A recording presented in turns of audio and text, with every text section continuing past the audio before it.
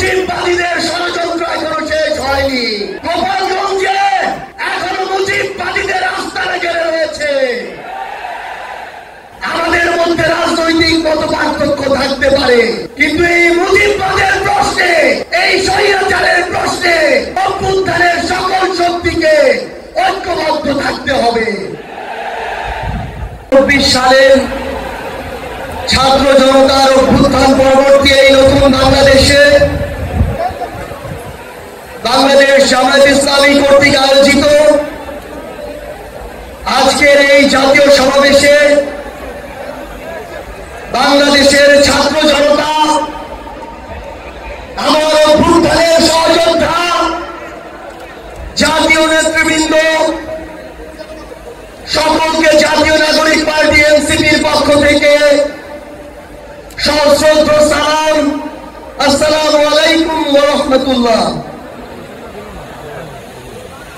সংগ্রামী সহযোদ্ধারা,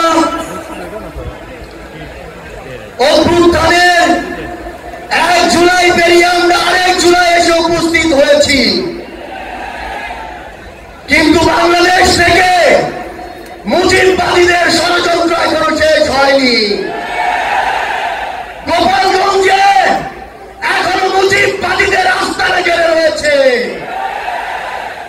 মুজিববাদীরা এখনো বাংলাদেশের বিভিন্ন জায়গায় সক্রিয় রয়েছে। এই মুজিববাদ একটি আদর্শ। শুধু আইনি ভাবে এই মুজিববাদের মোকাবেলা করা যাবে না। আমাদেরকে অর্থনৈতিক ভাবে, রাজনৈতিক ভাবে, সাংস্কৃতিক ভাবে এই মুজিববাদের কোমর ভেঙে দিতে হবে। আমাদের মধ্যে রাজনৈতিক মত পার্থক্য থাকতে পারে, কিন্তু এই মুজিববাদের প্রশ্নে, এই স্বৈরাচারের প্রশ্নে অভ্যুত্থানের সকল শক্তিকে ঐক্যবদ্ধ থাকতে হবে।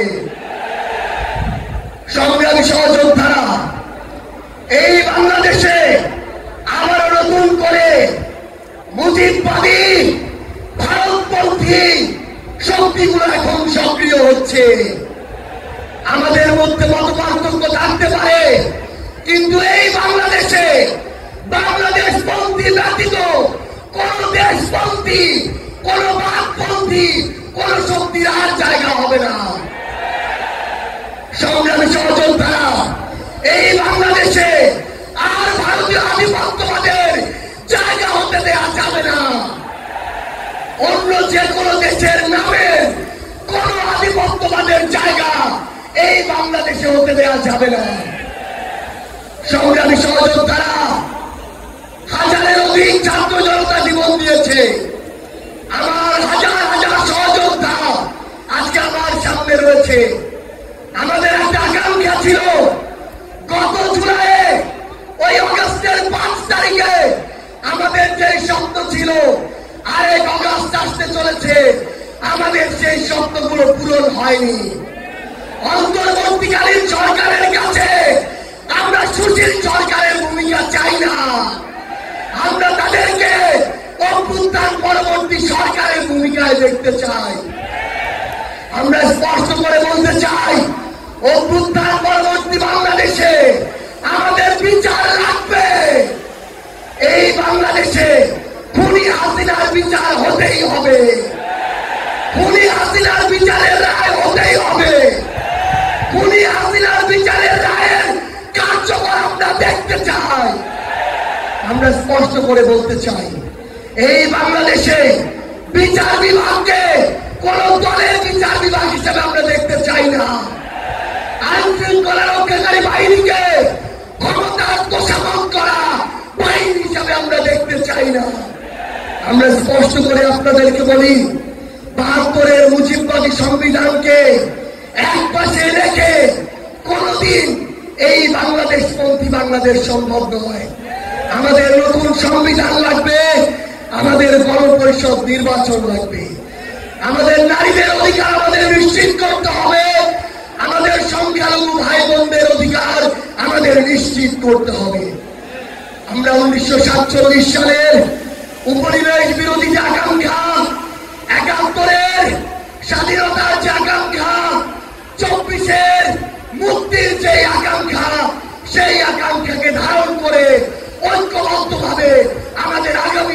বাংলাদেশ গড়তে হবে।